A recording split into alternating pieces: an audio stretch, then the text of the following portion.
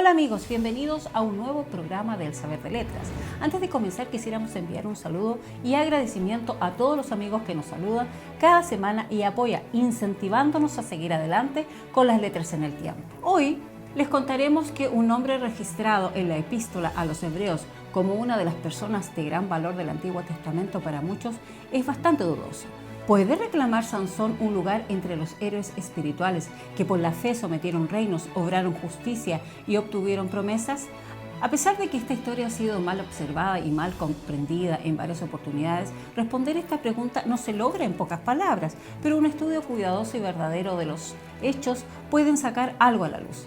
A continuación hablaremos de este controvertido personaje del Antiguo Testamento. Acompáñanos. La gran aventura de las letras en el tiempo. El saber de letras. Eran los días del sumo sacerdote Elí, una época extraña y complicada, cuando se necesitaba que los principios salieran a la luz más que los hombres para que Israel reviviera y fuese salvado. El período de los jueces había tocado su fin. El resultado había sido un desorden generalizado, una desintegración casi completa de las tribus y la decadencia del santuario. Pero ahora, justo en el final de lo antiguo, empezaba lo nuevo. O mejor dicho, los principios antiguos se reafirmaban de nuevo. En Elí reaparecería el propósito divino en cuanto al sacerdocio y en Sansón su propósito en cuanto al destino y misión de Israel. En ambos casos se da tanto en su fuerza como en su debilidad, es decir, en la fidelidad y la infidelidad de sus representantes. Todo el significado de la historia de Sansón es que era un nazareo y en esto radicaba su fuerza. Sansón no debía beber vino ni cualquier otra bebida fermentada y no podía pasar navaja sobre su cabeza. En tanto que observó el voto nazareato, fue victorioso sobre los filisteos. Su debilidad estuvo en ceder a sus deseos carnales, siendo así infiel a su llamamiento. En ambos aspectos, no solo era una figura de Israel, sino también un espejo en el cual Israel podía verse a sí mismo y a su historia. Para Israel, el pueblo nazareo, no existía ninguna proeza, por maravillosa que fuese, que no pudiese conseguir. La historia de Israel era la historia de Sansón. Sus victorias eran como las de él, hasta que, al igual que él, al ceder a la seducción de Dalila, Israel traicionó y perdió su fuerza nazarea. Bajo esta perspectiva no solo entendemos su historia, sino que incluso muchas de las dificultades aparentes se convierten en un punto de gran significado en la historia de Israel.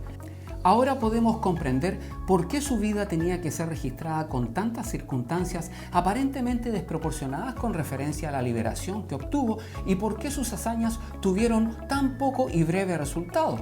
Cuando el Espíritu de Dios desciende sobre él, él realiza hazañas sobrenaturales, no por su propia fuerza, sino como nazareo para lo que había sido preparado antes de nacer. Así también entendemos el carácter peculiar de las hazañas de Sansón. Aparece en la escena de batalla siempre solo y no encabezando las tribus. Si el secreto de la fuerza de Sansón yacía en la fidelidad para con su voto nazareo, su debilidad brotaba de su carácter natural.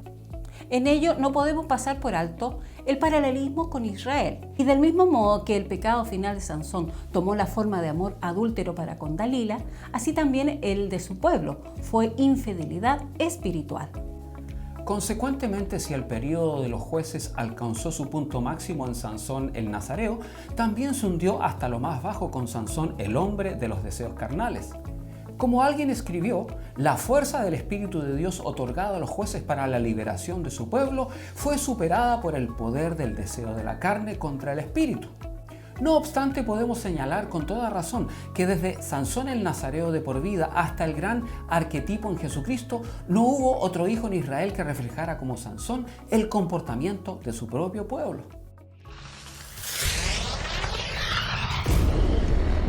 El saber de letras. Una vez más hemos llegado al final de nuestro espacio, deseándoles que tengan un maravilloso fin de semana.